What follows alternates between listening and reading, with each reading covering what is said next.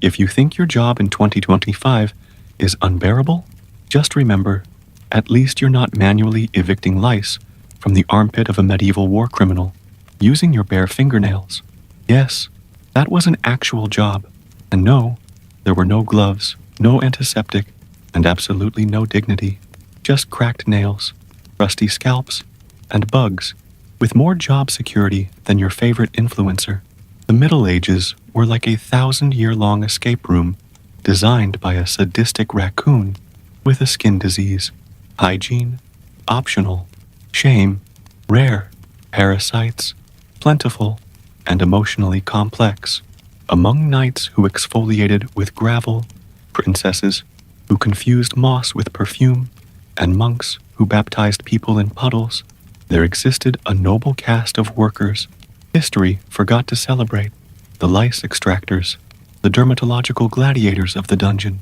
Their tools, fingernails sharpened by trauma and desperation.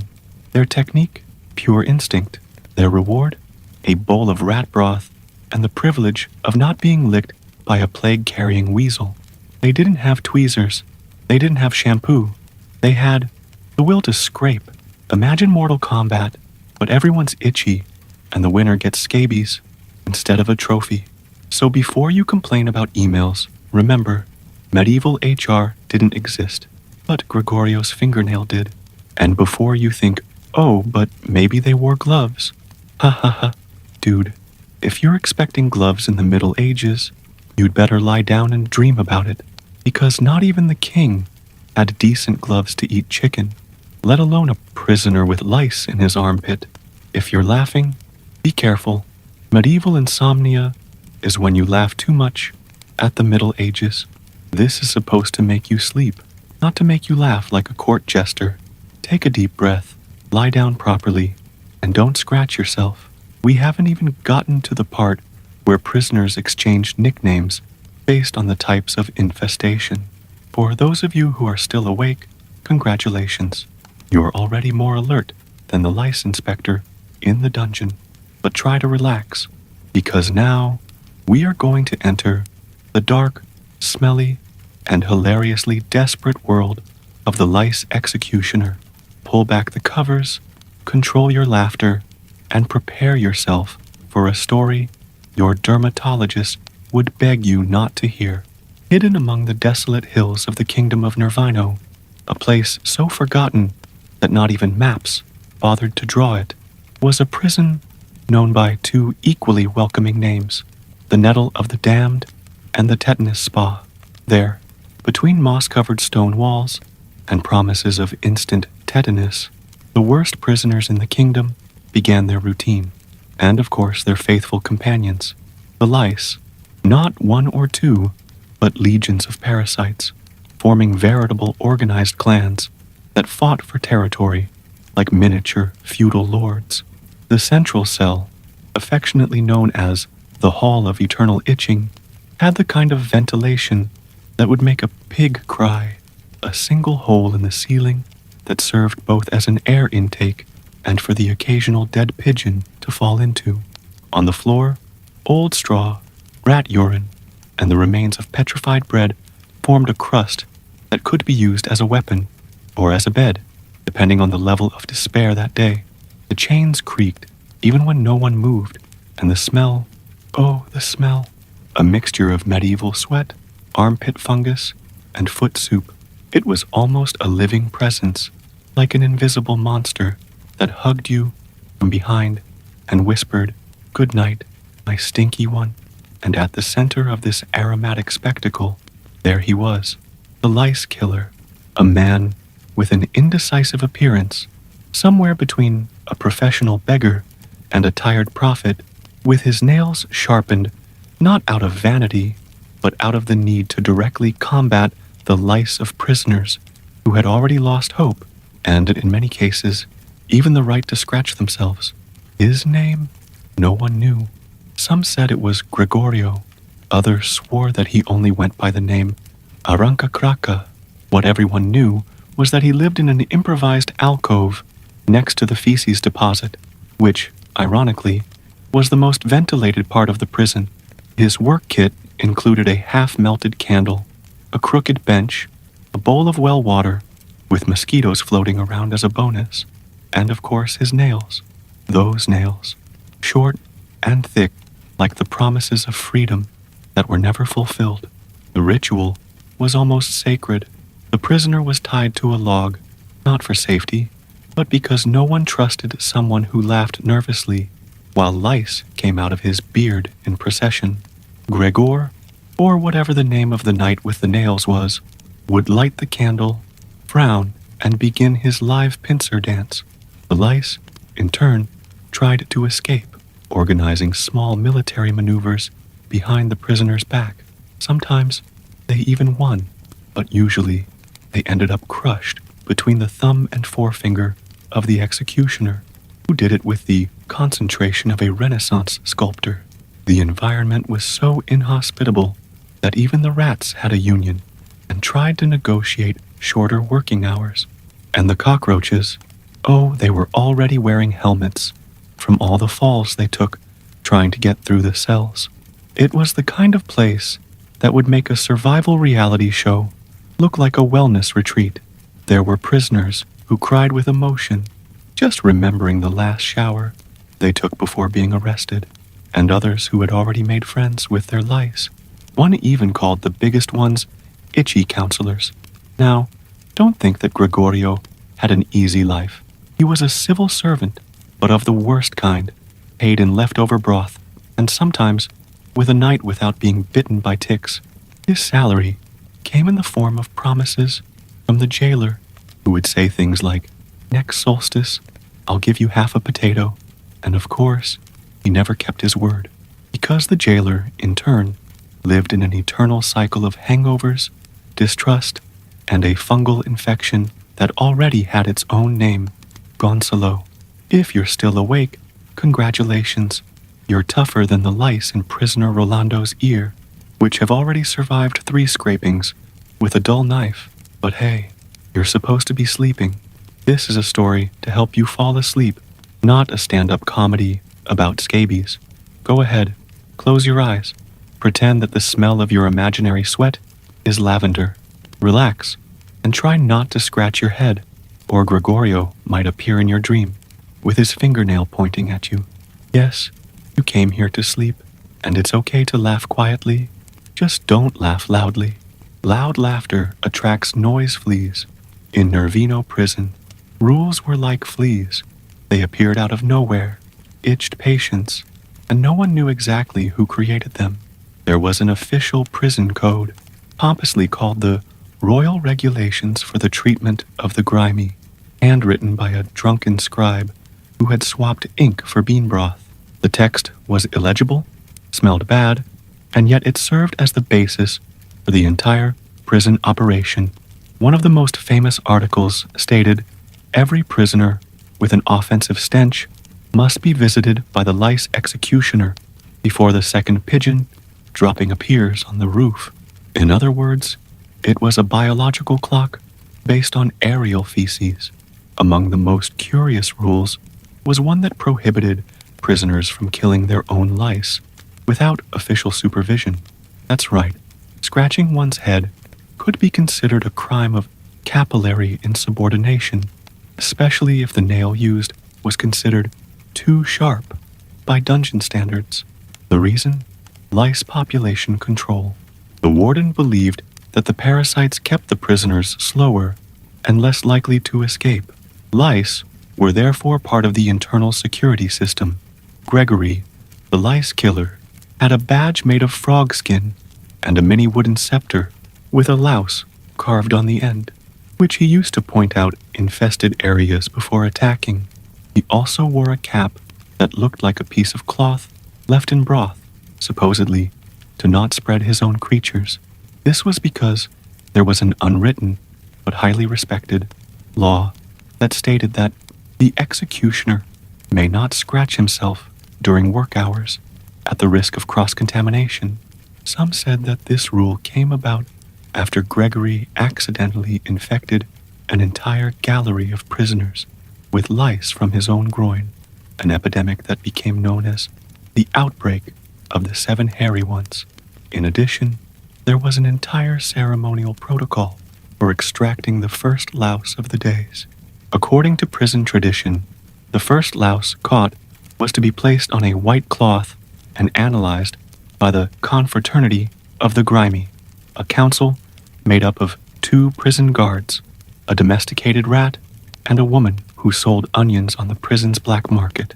If the louse was considered worthy, it was placed in a clay pot and released into the woods as an offering to the spirit of the infestation.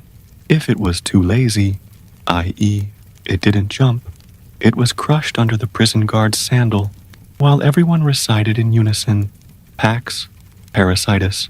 There was no shortage of bizarrely organized customs. Prisoners, for example, had specific days for symbolic baths. Every 3rd full moon, a bucket of water and garlic was thrown over the prisoners while a monk chanted in Latin with an accent that sounded like someone who never understood what he was saying. Bathing was more of a ritual than a hygiene measure, and basically served to make the lice more active, as if they were going to a rave. That's why Gregorio always said that the day after his bath was Black Friday in his profession.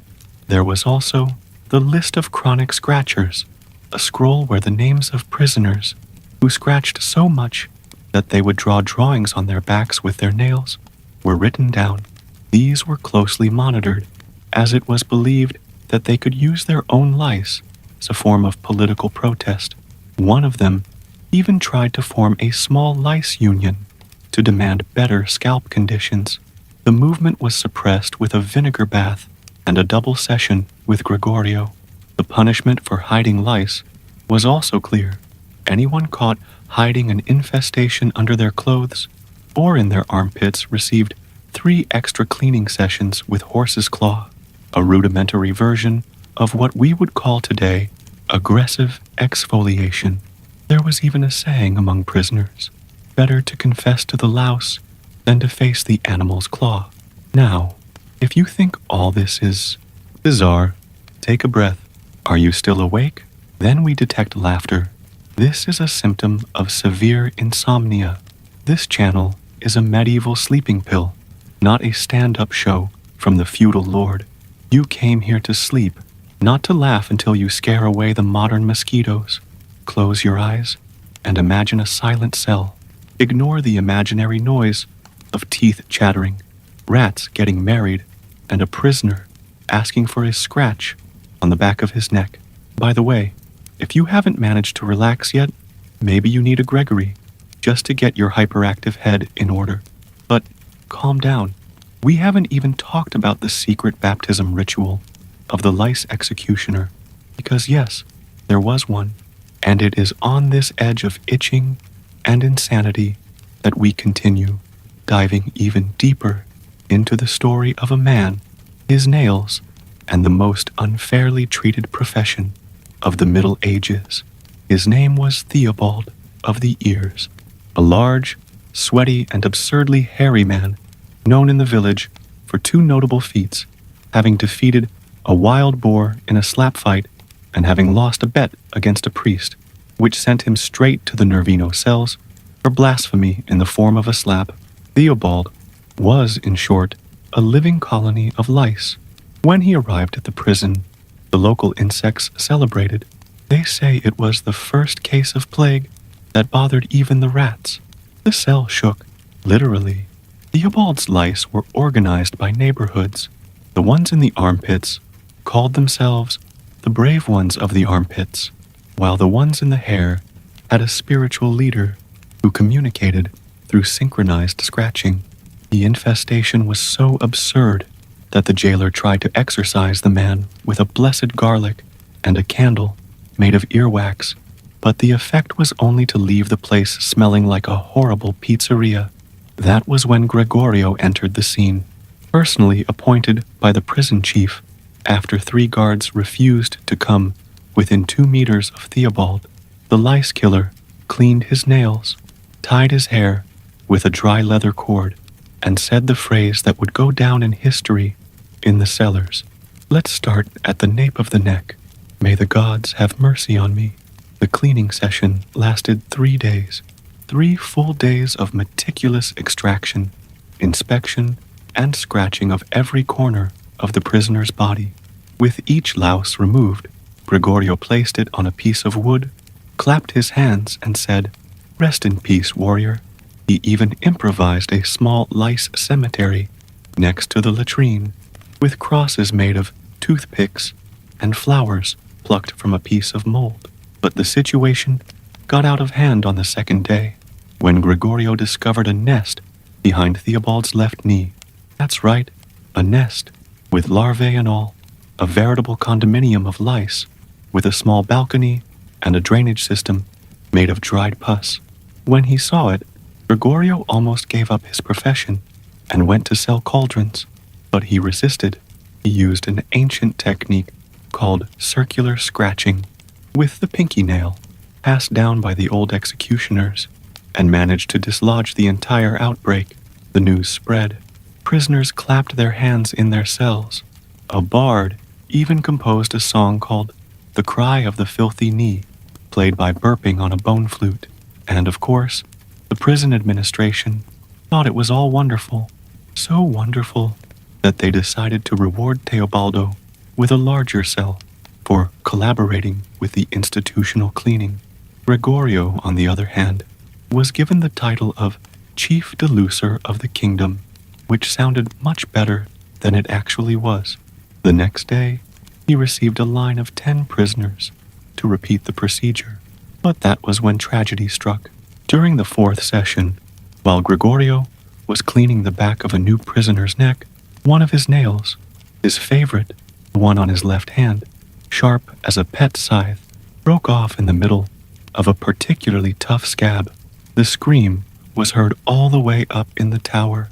Gregorio fell to his knees. Theobald, on the other side of the cell, muttered in a low voice. He lost his holy nail. The hubbub turned to chaos. Rumors began to spread. Some said that the nail had been cursed by a surviving louse. Others swore that it had sacrificed itself to save the scalp of an innocent prisoner. The fact is that Gregorio spent 3 days in mourning, refusing treatment, eating only thin soup, and looking at the stump of his finger with longing. During this time, a bizarre cult even emerged among the prisoners, Unharianism. They believed that Gregorio's nail would fall from the sky in the form of a shooting star and cure the baldness of those who had been wronged, an entire sect based on a chipped nail.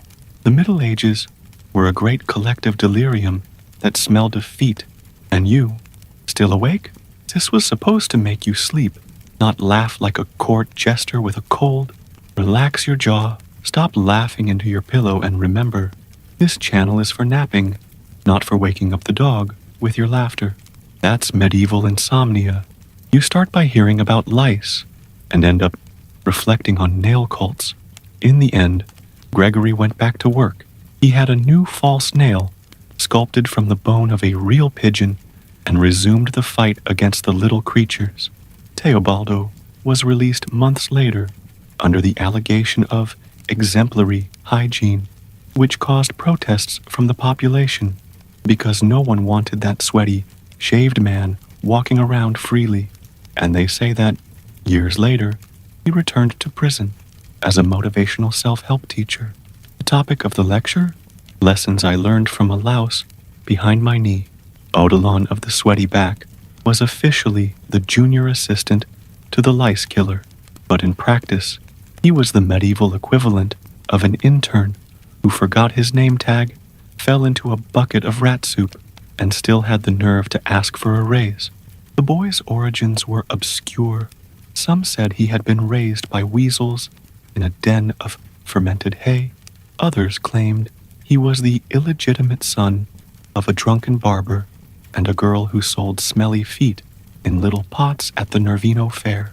The fact is that at the age of 19, Odilon had already been expelled from 3 professions. Cauldron spitter, he spat in the wrong place. Bell tuner, he hit his head.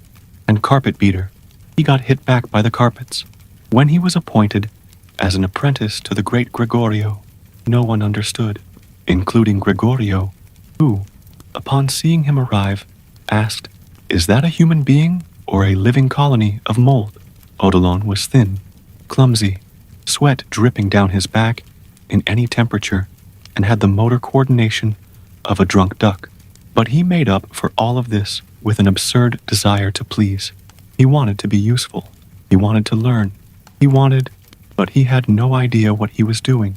On his first mission with Gregorio, he was tasked with separating the living lice from the dead. Simple. All he had to do was pick up the ones that moved and put them in a little jar. Odilon, nervous, knocked the whole jar over on the floor and accidentally stepped on them. Then he apologized to the lice, loudly and with a ceremonial accent.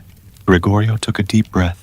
He swallowed the medieval curse that was forming in his throat, probably something like son of a leper and a deaf goat, and decided to teach them the basics. Odilon, this is a comb. This is a nail. This is a prisoner. You can't mix these things up. Odilon nodded, and, in the next scene, he combed the prisoner with his fingernail and poked the comb in his own ear. The situation became increasingly embarrassing. While treating a knight for lice, who had been arrested for harassing a statue, Odilon spilled a bucket of vinegar on the man's armor. The vinegar reacted with the iron, creating a strange vapor, and the knight emerged from his cell, shining like a stained glass saint. This caused a small commotion among the other prisoners, who began to pray to him and call him Saint Scratchy, the protector of the hairy. Odilon became a local legend, not because of his competence, but because of the number of daily disasters. One day, he mistook a louse for a birthmark and tried to pull it out with such force that the prisoner fainted. The next day, while cleaning the back of the neck of a man named Tiberius, he managed to catch his hair in a cell hinge and pulled half of it out with a scream that echoed all the way to the convent. And yet, Gregorio, with all his patience or chronic fatigue, insisted on training him. He said, "The Middle Ages don't just need heroes. They need people who do shit with conviction. And in that, Odilon, you are a genius." Odilon tried to redeem himself. He started studying. He read all the deep scratching manuals, written by the legendary flea remover André de Slug, a monk who once removed 312 lice from a single beggar's foot. He tried to do an internship with a wild cat from the forest to learn the technique of scratching with precision. It went wrong. The cat bit his eyebrow and ran away with his turnip sandwich. One rainy afternoon, Odilon tried to shine. He offered to clean a prisoner who had spent 6 years in the dungeon, eating rat soup and sleeping on fermented goatskin. Gregorio hesitated, but gave in. "Okay, but if he comes out with more lice than he came in with, I'll use you as a hallway mop." And the miracle happened. Odilon used his nails, a comb, and even a stale bread flakes to gently extract the lice, arranging them in rows, naming each one, and releasing them into separate jars. He used burdock leaves as sanitary wipes and blew a medieval chant that, he said, calmed the insects during the process. When he was done, the prisoner was clean, really clean, so clean that the lice from the other cells spontaneously migrated to him, as if he were a promising new frontier. It was Odilon's moment of glory for 3 minutes, because in the 4th minute, as he was leaving the cell, he tripped over the bucket, slipped, hit his head, and fainted on top of a jar of lice, freeing everyone back to prison. Gregorio just lowered his head, looked up at the sky, or at the moldy ceiling of the dungeon, and said, "Lord, give me strength, or give me earwax to pretend I didn't see that. And you, warrior of the dawn, are you still there? Did you think you were going to doze off, listening to a medieval apprentice, but you got stuck in the sweaty epic of Odilon das Costas? This was supposed to lull you to sleep, not make you laugh like a monk high on mead. Turn off that brain before you start seeing lice in your pillowcase. But don't worry, Odilon hasn't given up.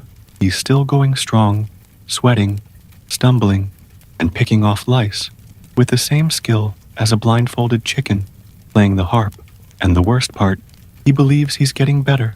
And maybe, just maybe, that's the scariest thing of all. Love blossoms in the most unusual places, on battlefields, at masked balls, at wedding parties that turn into divorce before dessert, and, of course, between a medieval prisoner and a pet flea. Yes, you read that right. A pet flea. It happened on a dark, stuffy night. One of those when the smell of human feces and fermented onions filled the air with the delicacy of an elephant in iron armor. In the back of cell 14 lived a man named Gualter de Melica. No one knew why he had that name, but there were strong indications that it was for olfactory reasons.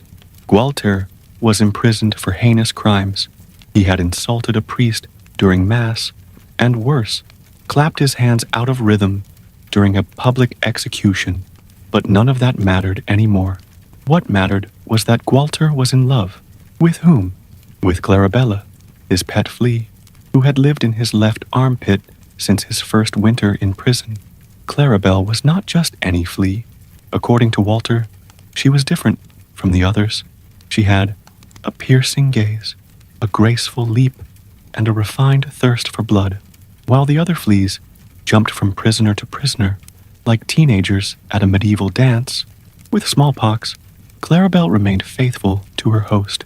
Walter swore that she caressed him on cold nights, dancing little waltzes on his ribs with her hind legs. The love story, like every medieval romantic tragedy, began with an itch. Walter scratched, stopped, and looked. There she was, black, shiny, swollen with the purest prisoner's blood, a glint in her eyes, his, not hers, because she was a flea, sealed the fate of both. Gregorio, the lice executioner, was intrigued. He had never seen anyone try to hide a parasite from the weekly cleaning. One day, while searching Gualter, he found a small improvised altar made of breadcrumbs and hair, where there was a poorly drawn portrait of a flea, with a crown, heart, and all. Below the drawing, the inscription, Clarabella, the only one who understands me. Gregorio, who had already seen people marry trees, wild boars, and a statue of Saint Cucufato, decided not to intervene. But Odilon, always willing to help, thought that Clarabella was malnourished and applied diluted vinegar to Gualter's armpit, thinking it would help. The scream that followed was so high-pitched that it attracted bats from the floor above and broke a chalice in the neighboring convent. Clarabella disappeared. Gualter went into deep mourning. He held a symbolic funeral with a turnip petal and a strand of pubic hair. He declared 3 days of silence, which in practice changed nothing, because no one listened to Gualter anyway. But true love resurfaces, even from the sewers of a fiefdom. Days later, while he was crying in the fetal position, Gualter felt a slight tingling in his shoulder. It was her, Clarabelle, fatter, brighter, and accompanied by 50 other fleas. She had found a family. She was bringing puppies. The emotion was so great that Gualter fainted. Clarabelle and her new gang of descendants organized a parade on his hairy chest. The other prisoners swear that night they heard a choir of fleas singing a nursery rhyme. The story reached the ears of the dungeon's confessor, who tried to exorcise the impure love. But when he tried to bless Gualter with holy water, the liquid caused an allergic reaction in the fleas, which began to bite in sync, creating a decorative pattern that would later be copied by Renaissance tapestry makers. The relationship had its ups and downs. Gualter was jealous of Clarabelle's visits to the neighbors. He once tried to write her a love letter, but since he was illiterate, the result was a series of spit and charcoal stains that Gregorio thought were a treasure map. On the day Clarabelle disappeared for good, it is believed that she was swallowed by a rat in a tragic accident involving bread scraps and a mistimed yawn. Gualter had a breakdown. He composed a sad ballad by banging his skull against the wall at different intensities, creating a rhythm that became known as the Flea Song. Odilon, overcome with guilt, tried to console the man by offering him a new flea, recently captured from the pillow of a French prisoner. But Gualter refused. True love cannot be replaced. Clarabelle was unique. Those ones are just leeches with legs. And you? Still awake? Laughing at a romance between a man and a flea? I'm watching, you see? This was supposed to lull you to sleep, not to thrill you with an interspecies love story. Keep your eyes closed, because the next smell, coming from the dungeon, could be stronger than your lavender soap. And if you start dreaming about fleas in love, it's because the medieval sleeping pill is already working. Now we get to the juiciest part, worthy of a medieval soap opera, with zero budget and costumes made from burlap sacks. The fight. Because, let's be honest, a good story from the Middle Ages is not complete without an absurd trial, an unnecessary duel, shouts of heresy thrown into the air like confetti at a St. Bartholomew's Day party. And yes, there's Odilon getting involved where he shouldn't be. Again. And look at you, still awake. Are you going to deny that you didn't chuckle at the flea's funeral? This was supposed to lull you to sleep, not to trigger your hysterical laughter at 2 a.m. Focus on the pillow and take a deep breath. But first, medieval justice will be served with a taste of mold and pus crust. It all started when Gualter, still inconsolable over the death of his beloved Clarabella, was accused of one of the most barbaric acts ever recorded in the Santa Podridome prison, covering up a deliberate flea infestation in order to start an entomological rebellion. Yes, you didn't get it wrong. The man was brought to trial under the accusation of forming an army of parasites with the aim of taking control of the prison's south block. The accusation came from none other than Raimundo Pédécouve, the most paranoid and grumpy prisoner in the place, famous for taking baths with vinegar and praying for the lice to self-destruct out of boredom.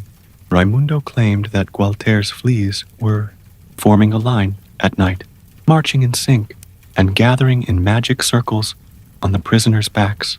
I saw it. I swear to Saint Furuncle. They were drawing a map on Felipe Esfaquiador's armpit, Raimundo shouted, his eyes wide, and a stale loaf of bread in place of his left shoe. The judge in the case, a retired knight named Sir Ambrosio de Tarafa, who had lost his sense of hearing in a joust and his sense of logic somewhere between adolescence and his third liter of mead. He presided over trials wearing a funnel on his head as a symbol of wisdom and a goose feather behind his ear just because he thought it was stylish. Gregorio was called to testify. He arrived serious, full of dignity, and a piece of bread crust stuck to his beard. When asked if Gualter was really training fleas to take over the prison, he replied, "The only trained fleas I've ever met were the ones that attacked me in a V formation in the village tavern. Gualter, he only talks to his own. He calls them my comfort with paws." The audience fell into an uncomfortable silence. Then Odilon entered the scene and decided to act as defense attorney, a role that clearly did not exist in that judicial system. But no one stopped him because the official jailer had fallen asleep in the middle of the session. Odilon appeared wearing a tunic made from a potato sack, a fishing rod as a cane, and a piece of coal as a pen.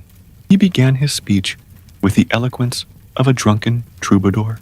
"My Lord Judge, and all the fleas present, I have come here to prove that my client, Gualter, is not a rebel. He is a romantic, a sufferer, a man who lost his 6-legged companion and only seeks solace among the hematophagous females that still remain." The judge raised his eyebrow. Raimundo shouted, "Heresy in the form of dandruff," and he threw a bean seed on the floor in protest. The tension was rising. The prisoners began to bet on whether the trial would end with hanging, banishment, or a public hair-pulling session. No one was betting on an acquittal, but then Odilon revealed his final card, a confession letter, written, according to him, by one of the fleas involved. The paper was covered in small brown stains and illegible scratches. Here it is, gentlemen, proof that the fleas acted on their own. They were autonomous, and according to this confession, they only intended to form a traveling choir. The judge brought the paper close to his eyes, sniffed, and declared, "This is rat poop, but it has personality. I am convinced." And against all expectations, Gualter was acquitted due to insufficient legible evidence. The South Block exploded in applause, or rather, in enthusiastic coughs and sniffs, because no one there had the energy to applaud.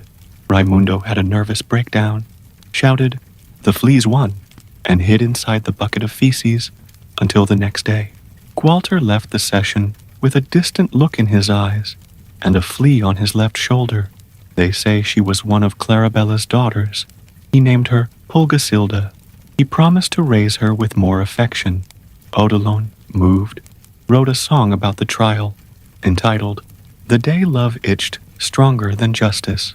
Unfortunately, the lute used in the performance was infested, and the song was interrupted by a collective infestation to the sound of muffled screams and itching sounds. And you there, still awake, be careful, huh? If you start scratching your leg out of nowhere, you'll know if it's not the influence of this historic trial. This is a sleeping pill with fleas, not a festival of laughter until the early hours of the morning. Close your eyes, relax, let the mites sing you a lullaby, and if you don't sleep, well, you know, medieval insomnia is when you laugh so much at lawyer lice that you forget to sleep. Daily life in the Santa Padridome prison was an unintentional, tragicomic comedy, a sort of Big Brother of the Plague, where the prize was not to die of tetanus. The prisoner's routine began promptly when the latrine rat whistled. Yes, there was a trained rat that squeaked every day at sunrise, probably out of disgust at being alive, and it was at this glorious moment that Gregorio, our favorite lice killer, appeared with his sharp nails and eyes filled with sleep, ready to pull out parasites with the precision of a drunk watchmaker. Early in the morning, the prisoners were organized for the hair inspection, a moment of great tension where everyone sat on the wet stone floor, smelling of expired soup, and waited for the blessing or curse of Gregorio's nails. Some dozed off sitting down, others tried to hide lice behind their ears as if they were forbidden jewelry. One prisoner named Bonifacio even tried to paint a louse green and claimed it was a lucky beetle. He was punished with a night in the echo cell, a chamber so damp you could hear your own thoughts in the mold. But the inspection was just the beginning. Then came breakfast, turnip water soup with optional turnip, bread hard enough to be used as a weapon, and on special days, an imaginary quail egg served on a cracked wooden plate.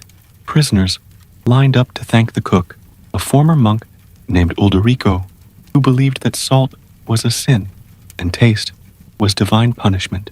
As they ate in silence, the sounds of the prison composed a veritable symphony of discomfort, chronic coughs in C major, rhythmic hiccups, wind whistling through cracks in the walls, and of course, the occasional plop coming from the feces bucket in cell 3, where a prisoner practiced what he called organic sculpture, modern art, pre-Renaissance version.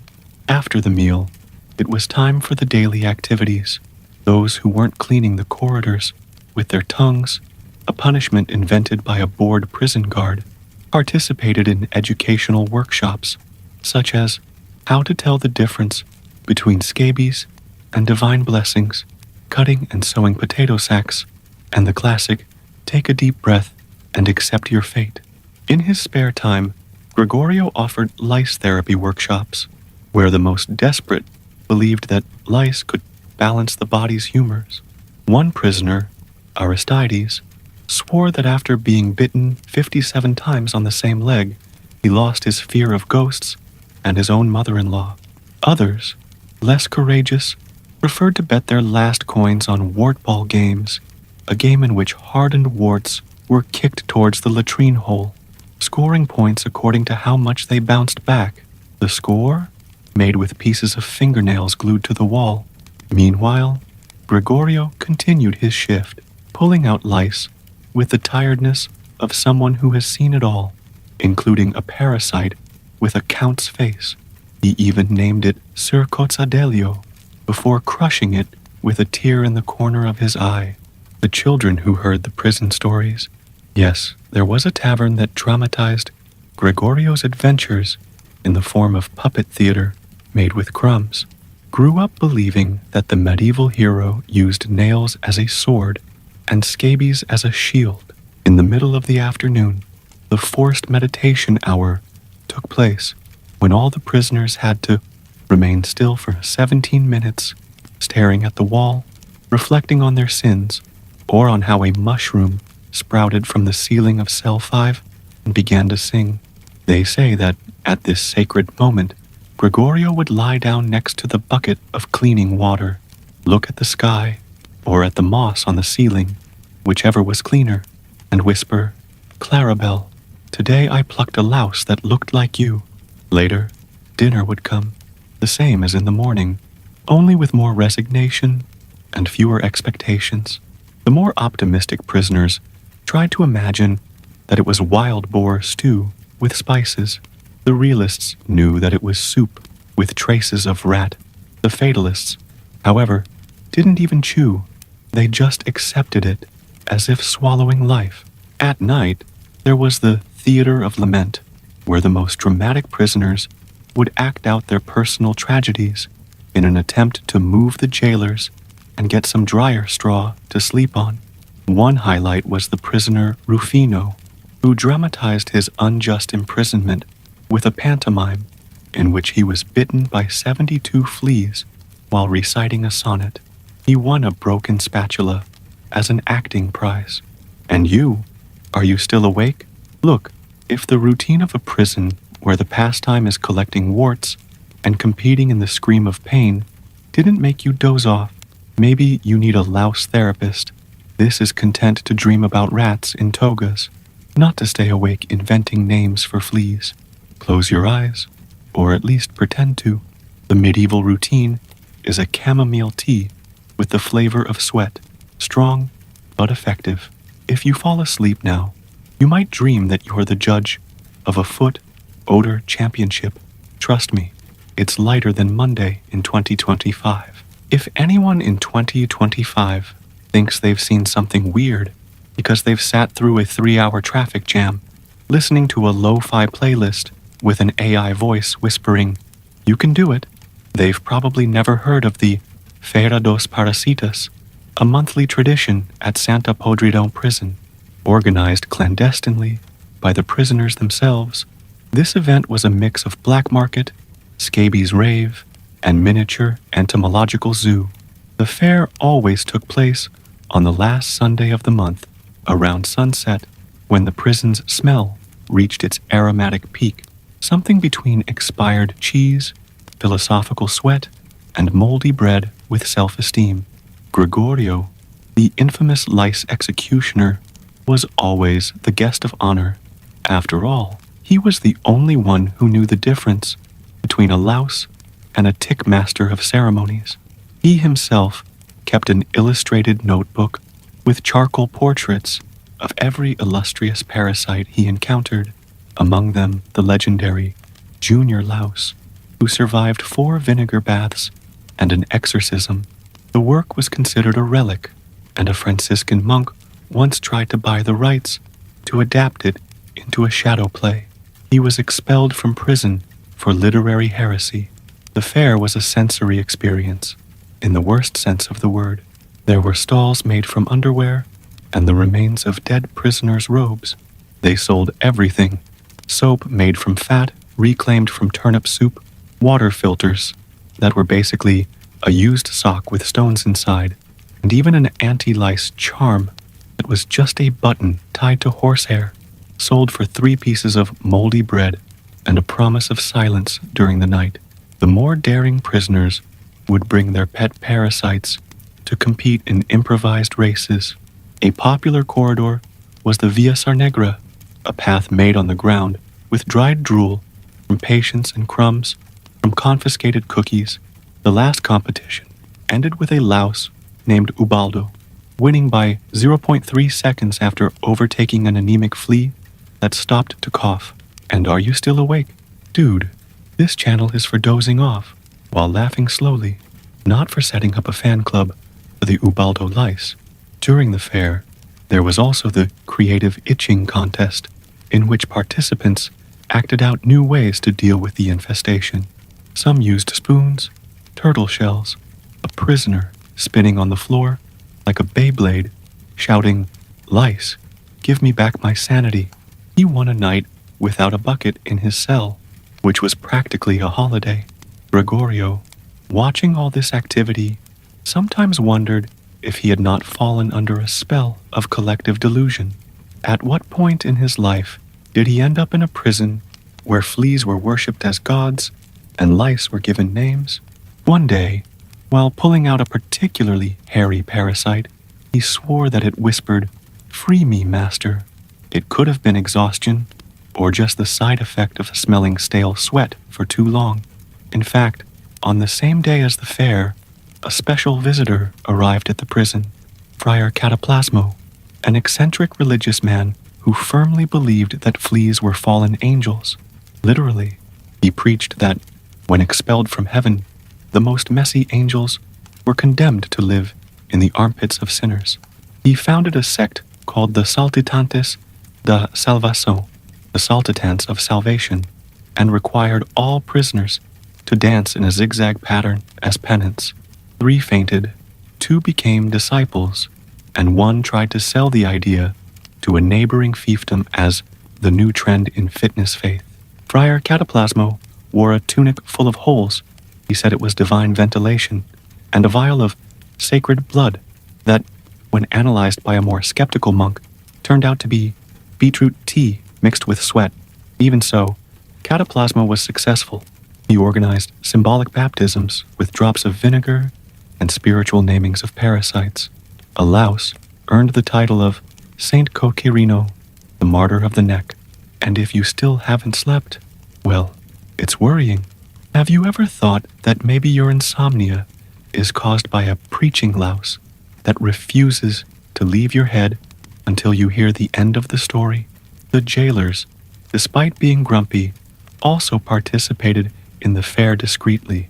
They exchanged chicken feathers for digging services, bought a manual on how to simulate a plague attack to get time off, and even tried to negotiate with Gregorio for a package of premium lice removal sessions, complete with heated nails and antifungal prayer. At night, prisoners would gather around a makeshift campfire made from pages of the Feudal Guide to Etiquette to tell stories of legendary lice, such as the albino louse, which had never been seen before, but everyone knew someone who had been bitten by it. It was a sort of parasitic celebrity, and one prisoner even tattooed a generic louse on his shoulder just to show off his identity. That same night, Gregorio had a revealing dream. He was sitting on a throne made of scabs, crowned with a nest of nits, while the lice sang in chorus, a version of Ave Maria adapted with itchy sounds. He woke up sweating, breathing deeply, and muttered, "I need a vacation or a hair exorcism." And if you are still wide-eyed, thinking, "How did I get here?" know that the answer is on your pillow. You wanted to sleep. You just forgot that the path to sleep is paved with stories of sweat, scabies, and faith in lice. Close your eyes. Warrior of the Dawn, or Friar Cataplasmo, will appear in your dream, asking for a donation to buy more sacred vinegar. In the catalog of medieval insanities, few surpass the day when Gregory, our glorious professional louse puller, was called to the castle of Baron Flegminhe for a secret mission to investigate the appearance of a louse that glowed in the dark. The news spread like a flea on a goat's fur, and the castle went on alert. The louse, named Luminaldo by the bored baroness, was treated as a miracle or depending on the wing of the clergy, a demonic manifestation. The wing of the alchemists thought it was just radiation from the sewage in the moat.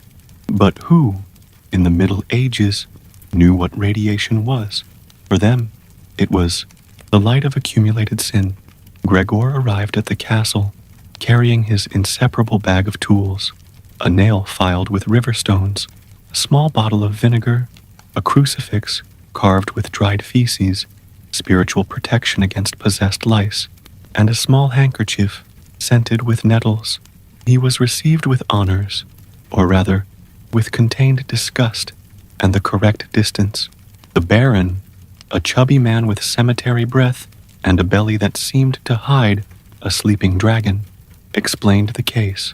Luminaldo had been found in one of the armpits of the court jester, who was now isolated in a cell lined with blessed cabbage leaves. Gregor was unfazed. He had seen lice that danced in groups, lice that pretended to be dead, and even one that, according to reports, tried to learn to read, or perhaps was just nibbling on a parchment of recipes. But a fluorescent louse was new even to him.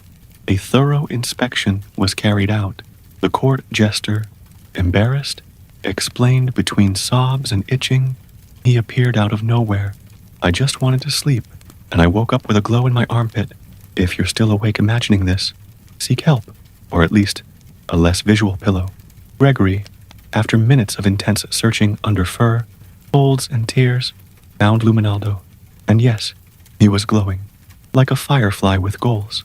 But contrary to local legends, it wasn't magic, it was fat. The jester had slept with a lit candle, and a sliver of tallow had run down to his armpit, creating a kind of candied louse in light. Gregory, without hesitation, put Luminaldo in a jar and decreed, "This is accidental gastronomy, and the creature is still alive." The news exploded like a gossip catapult. Luminaldo quickly became the castle's mascot.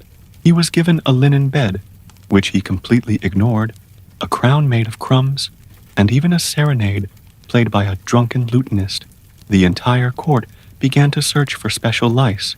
Rumors arose of a singing louse in another village, of a three-eyed louse trapped in a monk's beard, and even of a flea that spoke Latin, a rumor started by a pig with dysentery and confirmed by no one.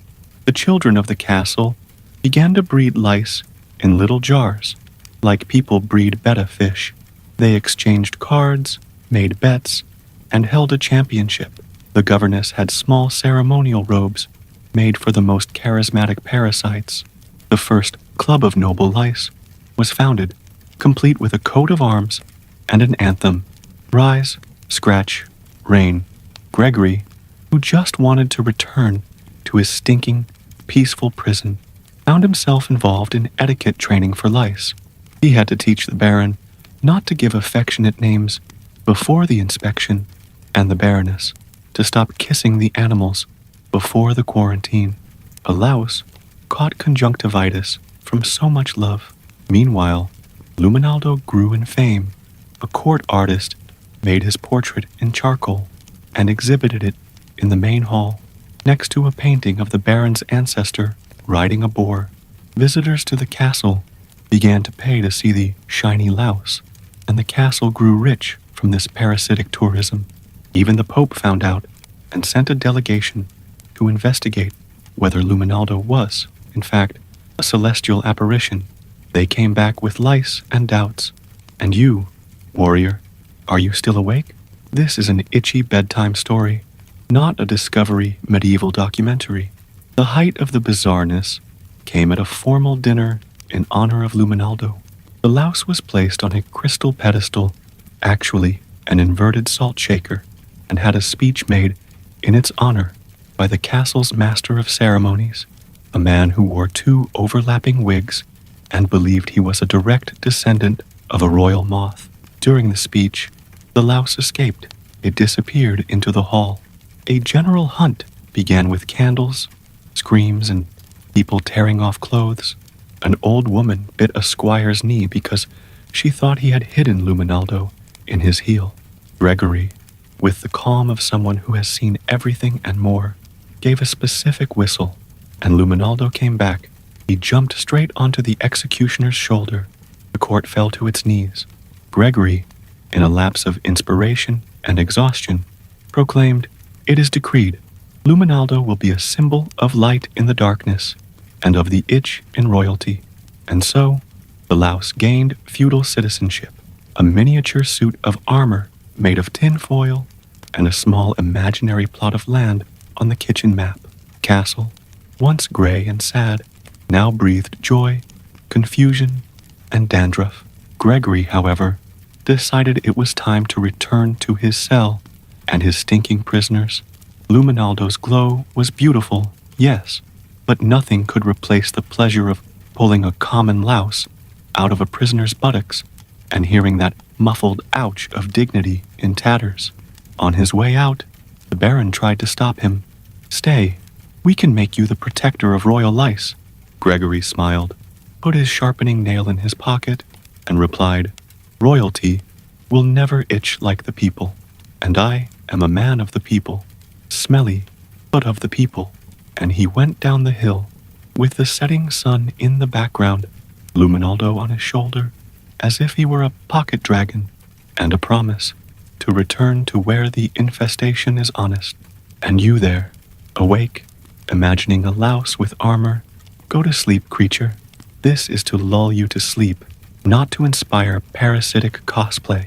Legend has it that everything changed the day a nun fainted upon seeing a louse in the shape of a cross. Yes, a cross. It wasn't really a cross. It was a louse with crooked legs. But since everyone in 1473 was desperate for a miracle, the people found faith even in a one-armed flea, and that's how the cult of Saint Pediculus was born, the patron saint of parasites, venerated by monks, prisoners, and people with too much free time. It happened in a remote convent where the nuns cared for prisoners in the terminal stages of scabies. They found the cross louse on the pillowcase of a convict nicknamed Zekatinga, a man who hadn't bathed since the revolt of the talking worms, and who spoke in his own dialects, such as Gruinhe, Esquifru, and Ai minha bunda tá pegando fogo. The louse, according to reports, emitted a faint glow when touched by a drop of wine diluted with a virgin's tears. It was just bad wine, but medieval marketing worked miracles. In less than 2 days, the convent became a pilgrimage site. People came from all over, nobles with chronic itching, peasants with hope, merchants selling reliquaries with dandruff, and even a group of retired Knights Templar who thought it was the new Holy Grail, only with paws. A visionary nun claimed to have received a message in a dream. Saint Pediculus says, "Do not scratch with anger, scratch with faith." If you are still awake after reading this, you are either devout or have insomnia worthy of exorcism. Masses began to be celebrated with instruments of hygienic torture, fine-toothed combs, cob brushes, and even nails anointed with garlic. On the altar, instead of candles, they used torches made of greasy hair, and instead of the host, well, it's better not to know. The monks exchanged sermons about the humility of lice, creatures that live on the fringes, feed on the nobility without distinction, and know more bedroom secrets than any confessor. The motto of the service was, "In the scalp, we are all equal." Gregory, who was returning from his journey through the castle of Flegminha with Luminaldo in his pocket, heard about the miracle and decided to investigate. After all, a louse with spiritual gifts was serious business. When he got there, he was welcomed with songs in improvised Latin and offered a cup of tea made from donkey teeth, a purifier of the soul and scalp. As soon as Luminaldo was shown, there was commotion. The Mother Superior fell to her knees. A friar spun in circles like a tavern worker. They said that, upon seeing the glowing louse, a blind child regained his sight. In fact, he only took the hood off his face. Gregorio, as a good practical man, simply said, That's just a well-fed louse. But that's okay. Keep up the show. At the height of religious fervor, they decided to organize a grand canonization ceremony. Yes, they wanted to make the louse an official saint. The Vatican wasn't even consulted. After all, at that time, between one crusade and another, no one there was monitoring convent lice. The ceremony featured a procession of penitents dressed in potato sacks, hooded, and with phrases like, "Lord, free me from shampoo," sewn on their backs.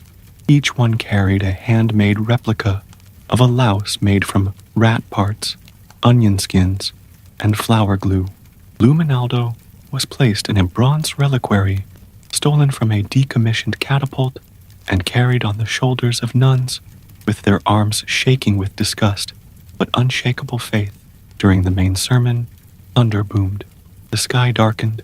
A shower of feathers from an epileptic rooster nearby fell on the faithful.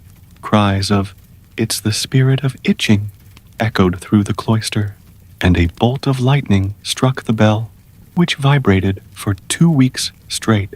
Miracle? Celestial short circuit? The fault of the divine intern? Who knows?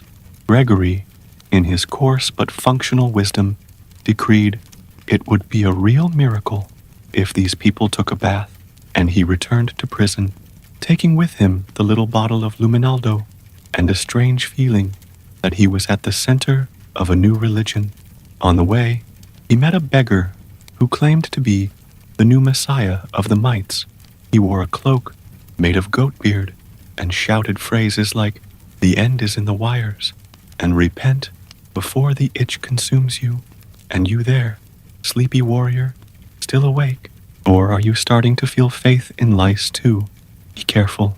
This is the first symptom of parasitic devotion. Back in his cell, Gregory noticed something curious. The prisoners were silent, something unusual.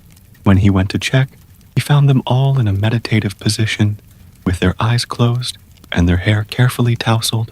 They were praying, not to God, nor to the saints, but to their own lice. "Master, today I felt that my louse forgave me," said one prisoner, with tears and dandruff in his eyes. "Mine revealed my purpose," said another, in a trance. Gregory scratched his beard, looked up at the ceiling, and muttered, "I'm creating a monastery instead of a penitentiary. If the king finds out, he'll have lavender planted here." But he did. After all, if even the lice were promoting reflection, who was he to get in the way of the spiritual awakening of people who smelled of vinegar and disappointment? And so, the cult of Saint Pediculus spread silently, like the lice themselves. Churches began to place sacred combs at the entrances. The faithful blessed themselves with sulfur cream. And, for a brief moment in history, the parasites were seen as spiritual guides, simply because no one else had any idea what to do with so much itching and so much faith accumulated in their armpits. Do you think 2025 is weird? Influencers selling solarized water, people doing mind detoxes, breathing coaches with a gold plan? Well, in the Middle Ages, my friend, you didn't even need Wi-Fi to invent bizarre trends. All it took was for a louse to shine a little differently, and voila, a cult was founded, a new social rule was created, and a revolutionary treatment based on crushed garlic and monk's drool was started. The difference is that today, when someone says they are spiritual but not religious, they usually just take a bath with coarse salt and light a candle scented with gourmet basil. In the Middle Ages, if you said that, you were burned as a heretic, and the salt came later, at the barbecue. Literally, the fairest comparison between the lice executioner and the coaches of 2025 would be both work with the suffering of others, promise a dubious cure, and have a loyal base of followers who would pay, or in the medieval case, donate a kidney or 2 chickens, just to feel like they were evolving. Gregorio, our executioner, unintentionally became the prison guru. All he had to do was give an improvised motivational sermon, like those who scratch together, stay alive, and the prison yard became a kind of spiritual retreat. The prisoners started doing mystical stretches, which were basically stretching while snoring, emotional disinfection, rituals, rubbing nettle leaves on the back of the neck, and even fasting for lice, a whole day without scratching, as a sign of penance.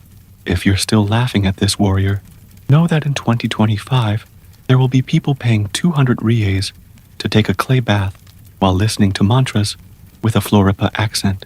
So don't judge, just go to sleep. Go on. Gregorio looked at all this with an arched eyebrow and a tired soul. He no longer understood whether he was taking care of prisoners, devotees, or scabies influencers.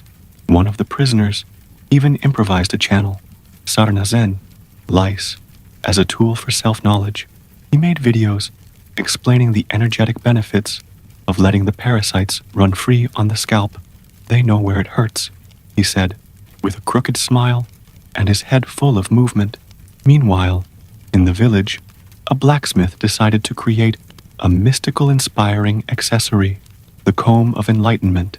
It cost the equivalent of a small ox, and promised not only to remove lice, but also to align your energies and protect against envy. It was basically a wooden comb, but with a goose feather glued on with wax. It sold like hotcakes. The ladies of the court, not wanting to be left behind, began to adopt a new look, the natural scalp. It meant walking around with disheveled hair, a touch of dust, and a subtle charm of emotional infestations. Some even pretended to have lice just to seem more connected to the suffering of the people. If today we have people who pretend to read Dostoevsky to seem cultured, back then they pretended to itch to seem humble. You should be dozing off by now. But here comes the news. Yes, there was a lice-themed parade, complete with a rat's nest crown and a tunic with grease stains. And then came the fashion of inner itch retreats. People paid to be locked for 3 days in barns infested with bedbugs, where they were subjected to purification sessions with smoke from burnt horn and rhythmic beatings of wooden spoons. The promise was, come out with less ego and less hair too. Gregory, who just wanted to get back to basics, scratching, pulling, crushing, started to miss the time when prisoners only screamed because of physical pain.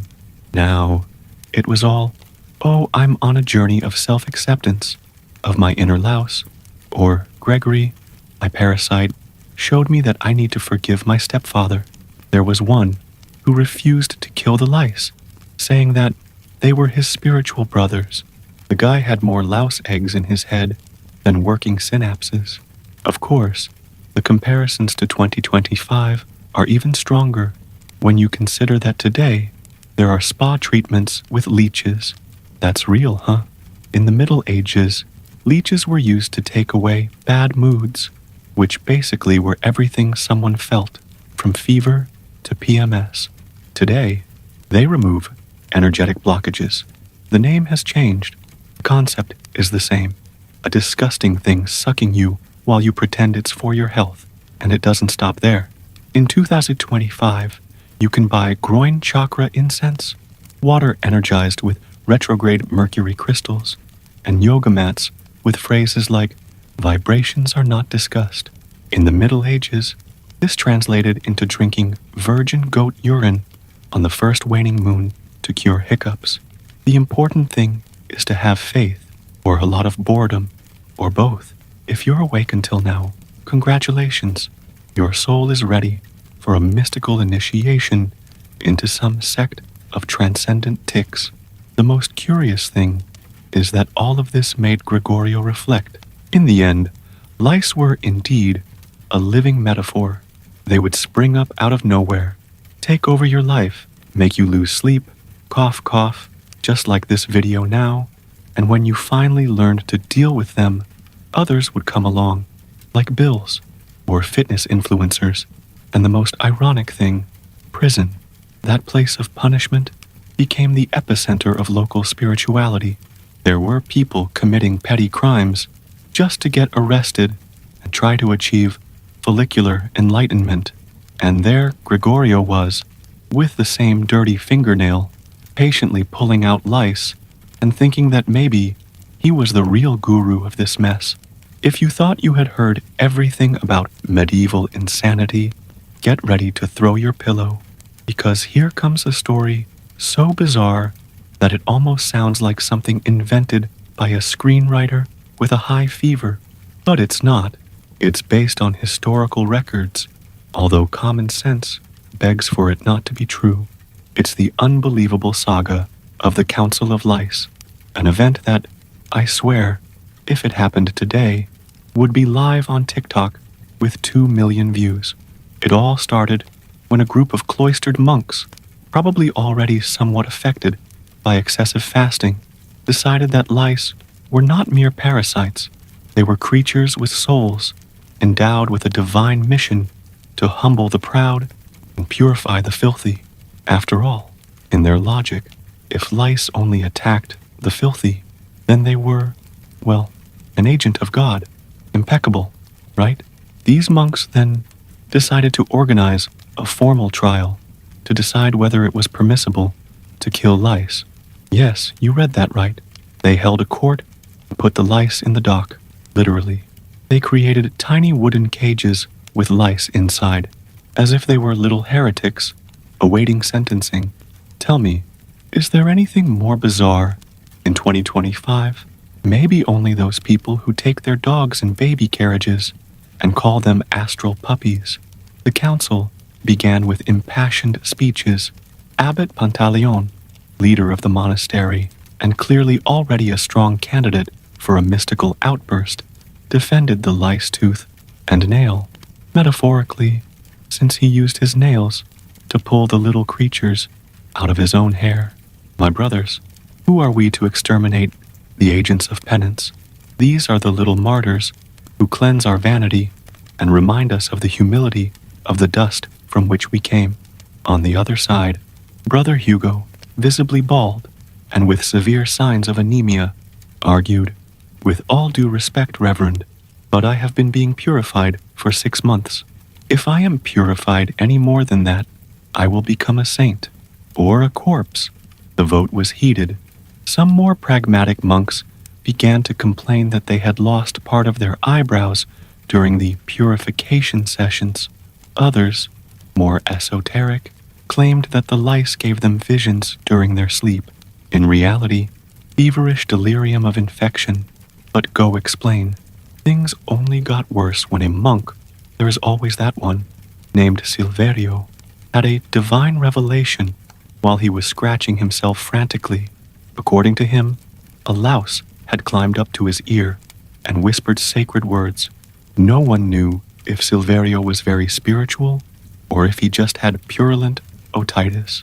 If you're still laughing, remember, today there are people who pay 500 rees for a family constellation therapist to put on a play with Playmobil dolls, saying that their ancestors are trapped in the energy field of the living room sofa. So don't judge. Just close your eyes and try to sleep.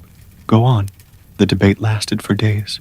There were prayers, fasting, mystical visions, philosophical discussions, and, of course, an uncontrolled infestation. In the end, when everyone was almost fainting from anemia and itching, the council reached a verdict. It was not allowed to kill the lice during prayers, as this could interrupt their divine work. Otherwise, death would be tolerated, but with a prayer for forgiveness. Thus was born the bizarre prayer of pedicular patience, which the monks recited before crushing each louse between their nails. A short excerpt was recorded. "O Lord, forgive me for crushing this little creature, servant of humility, whose mission here is finished. May he ascend to your kingdom of little purifying martyrs." If you think this is an exaggeration, I inform you that there were indeed, in certain monastic circles, discussions about the spiritual status of lice. Manuscript records show debates about the legitimacy of exterminating them. The idea of officially judging the parasites Maybe the result of the exaggeration of some late chronicles, or of medieval black humor, which was no small thing. Meanwhile, in the prison where Gregory served, the story of the Council of Lice reached the ears of the prisoners and became a running joke. Some began to simulate trials before each manual removal. This here is Baron Itch, accused of causing insomnia and scalp disorder in the defendant. Any defense? Louse, Gregory, his patience already worn thin, rolled his eyes. His role, which was already not the most glamorous, was turning into a philosophical circus with ethical, parasitic debates. The executor became an informal judge. Look, if you don't want me to pull out the bugs, that's fine. Just stop screaming when the nest gets in your ear. Hey, you who haven't slept yet, be careful. Your head is already itching just from listening to this story. It's medieval insomnia in your veins. Of course, like all good medieval fads, the council's case inspired other crazy ideas. Small lay groups emerged that advocated embracing parasitic nature. People would go months without scratching themselves, trying to become walking Vaticans of supreme humility. Some even sold bracelets made of infested hair, saying they protected against excessive pride. You might think the social network's facial filter is cringeworthy, and in the fiefdom, the guys wore amulets with dried nits. The monk's fame spread far and wide. A somewhat mystical baron even invited Abbot Pantaleon to a conference on integral purification, with proposals to create a religious order of purifiers of the divine itch. Fortunately, the Black Death arrived first and the fad passed, like all the crazy things of the Middle Ages that only survived until the next real catastrophe. Now, please, warrior, if you're still awake after this, maybe it's time for you to seek out your own dermatological purification, spiritual retreat, or maybe just roll over and finally go to sleep. Your pillow is starting to develop a mind of its own after ignoring it for so long. If you thought the Council of Lice was already the height of medieval insanity, then hold on tight to your pillow, because now we have entered what historians would define as the moment when common sense threw in the towel and ran away. Yes, because there's nothing like mixing medieval prison, parasite infestation, and a touch of collective fanaticism to create an episode that would make even a trashy TV series writer think, yeah, I think I went too far. It all started on a humid morning when Gregory, the lice executioner, woke up to hear screams and hysterical laughter coming from the prison yard. Outside, a group of prisoners, led by the ever-creative and dangerously bored Boaventura, the indulgence forger, decided to found the first and only annual festival of the Noble Order of Honorary Lice. The idea, according to Boaventura, was simple. Since lice were an inevitable part of their lives, why not honor them? After all, what would prison be without the little bouncing creatures keeping everyone united by the collective itch? It was like that insufferable co-worker who, because he scratches so constantly, ends up becoming almost an office mascot. In 2025, we call this toxic corporate culture. In the fiefdom, it was only literal. Boaventura, who had clearly already embraced insanity as a philosophy of life, began organizing the event with clear rules. 1. Lice Parade. Prisoners would display their largest colonies of parasites, carefully cultivated over weeks. The bigger the nest, the more prestige. Some even braided their hair around the nits, as if they were parasitic dreadlocks. 2. Synchronized itching. Championship. Competitors would have to scratch themselves rhythmically to the beat of improvised drums made from sewage buckets. 3. The Great Pedicular. Priest, the winner of the overall contest, would be crowned with a tiara made of horsehair and proclaimed the official defender of the human-louse symbiosis. Gregory watched the scene with his arms crossed, alternating between disbelief and an almost homicidal urge to pull out all his hair, his and others. I work with this, with nails.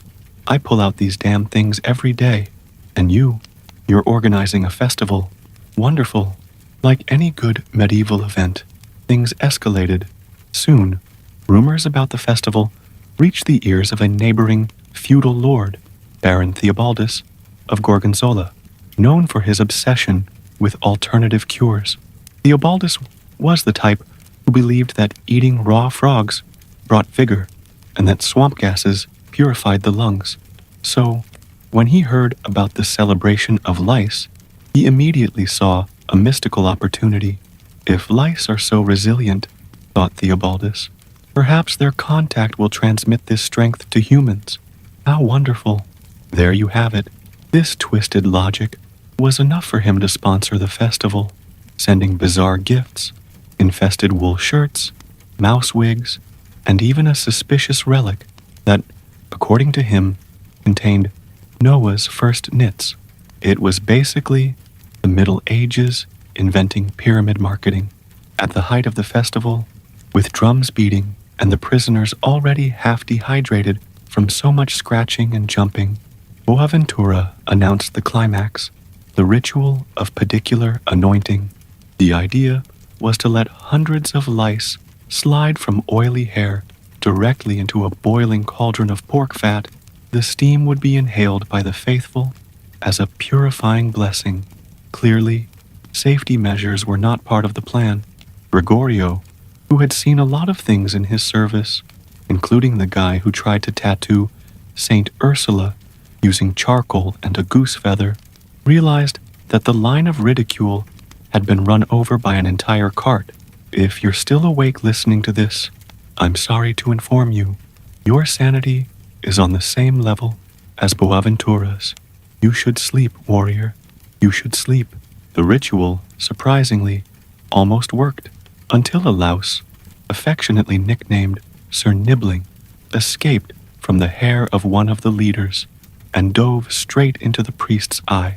Amidst screams, running, and the cauldron tipping over on the stone floor, the confusion turned into pandemonium worthy of a Roman circus.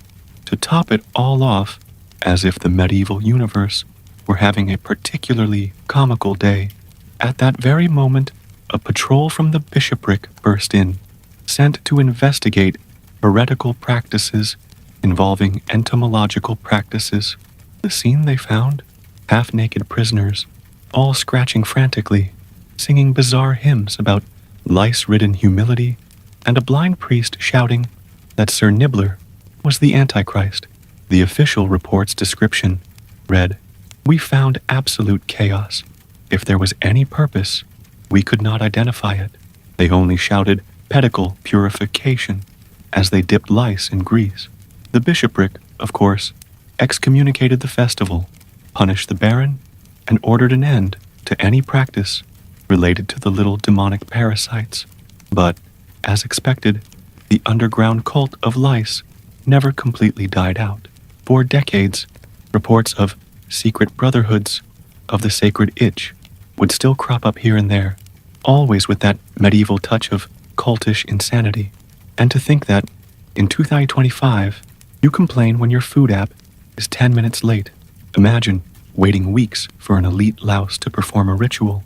Cherish the 21st century, my insomniac friend. If anyone thought that after the festival of the noble order of honorary lice, it couldn't get any worse, it's because they never understood the true essence of the Middle Ages. You can always dig deeper, and this time, the shovel was in the hands of none other than Dom Gualterio do Valle Nebuloso, a medieval mix of influencer, motivational coach, and professional charlatan. Dom Gualterio, upon hearing about the forbidden festival and the excommunication promoted by the bishopric, saw a golden opportunity. If the people love lice and the bishop hates lice, there's clearly a repressed market here. In a somewhat moldy castle, financed by decadent nobles who had even sold their fake noble titles at the village fair, Gualterio launched his revolutionary project, the Holistic Pedicular Academy. Transform your soul through symbiosis with lice. Basically, he mixed philosophy vaguely inspired by St. Augustine, who would never approve of that, medieval pseudoscience, which was 99% superstition and 1% toad venom, and lots of bullshit.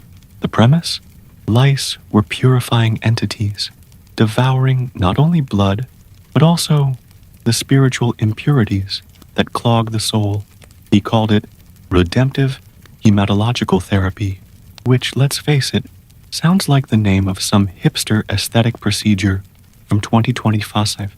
The followers, who were not few, since the medieval population was basically made up of bored, gullible, and desperate people, began to pay real fortunes in chickens, sacks of wheat, and of course, promises of indulgence to participate in the rituals.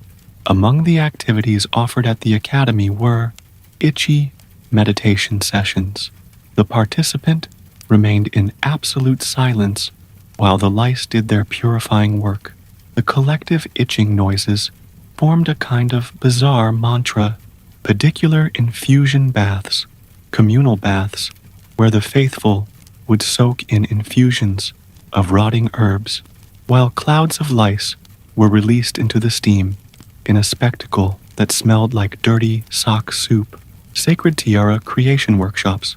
Each disciple would braid his own infested hair into a crown, considered the ultimate symbol of spiritual surrender. Gregory, our official lice killer, who was already feeling like an involuntary apostle of this new cult, just watched with wide eyes what was happening, mentally repeating his mantra. I just wanted to pull out lice with my fingernail. How did I get here? But the real chaos, of course, was yet to come. In his quest for legitimacy and status, Dom Gualterio decided to organize the first Great International Pedicular Therapy Congress, inviting not only members of his cult, but also charlatans from other fiefdoms, mystics with braided beards, and even a bizarre group from the coast who swore they had been trained by dolphins. The Congress was held in the abandoned Pedrafofa Fortress, a place that was so damp and dark that it already had lice on the walls. Tents were set up in the courtyard. Barrels of soured mead served as the official drink, and, of course, the main dish was fermented infusions of knit broth. Now imagine the scene. My insomniac friend, hundreds of people, dressed in infested woolen capes, dancing around bonfires while reciting songs like Glory to the Sacred Itch, Liberator of Bodily Guilt. It's like an alternative music festival, except without the music, without the talent, with a lot of bad smells, and an infestation of parasites as the main attraction. If you're still awake at this point, it's time to do some self-analysis. This was supposed to lull you to sleep, not to keep you awake laughing like a court jester under the duvet. But not even medieval insanity is limitless, although it tries. At the height of the Congress, a parallel epidemic began, an infestation of giant fleas coming from the nearby mountains. Since they were larger and much more aggressive than lice, they quickly began to cause panic. In a few days, what had once been a congress turned into an improvised evacuation zone. The fleas advanced in precise leaps, attacking everyone without distinction, which, ironically, united prisoners, nobles, and spiritual lunatics for a few moments in a single, desperate cry. Fire the fleas! The stampede was widespread, burning tents, exploding barrels of mead, chickens fleeing in despair, and crowns of braided hair catching fire completed the bizarre spectacle, worthy of a fireworks display sponsored by chaos itself. Gregorio, watching everything from afar, with his inseparable sharp nail tweezers, sighed. Not even the lice could handle the competition. Now I've seen it all. And there you are, lying down, still firm, with your eyes open, thinking, what the hell am I listening to? Relax, warrior. This is just the Middle Ages being itself. It was supposed to sleep, remember?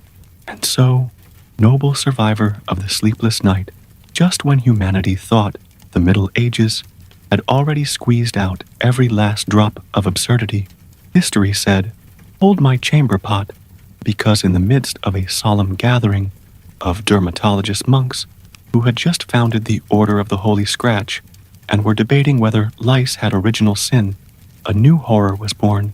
The lice evolved. Yes, they evolved. After generations of being crushed between Gregory's sanctified thumbnails, the lice developed a supernatural ability. They started jumping preemptively. That's right. They became agile, strategic, and worst of all, smug. The monks called them Pediculus saltatorius. Gregory called them, oh crap.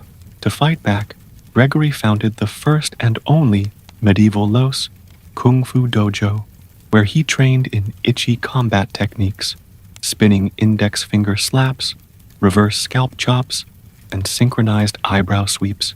His signature move, the back of the neck guillotine. He toured the kingdoms with live performances, often scheduled between witch burnings and onion-eating contests. People brought their children to see him obliterate lice in mid-air. One noble fainted after a louse blocked a punch with a piece of dandruff. Another proposed marriage to Gregory. He respectfully declined to focus on training. Meanwhile, Dom Gualterio's cult was declared too stupid even for the Middle Ages and promptly shut down with vinegar and fire. The mutant fleas, burned in a grand ceremony, narrated by a monk with dramatic pauses and background coughing. Now, let's get real. You, yes, you, lying there, giggling into your pillow like a squire hearing his first fart joke. Are you asleep yet? No?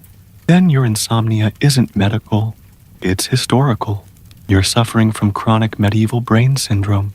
So, do the right thing before lice evolve again and start negotiating the rent on your scalp.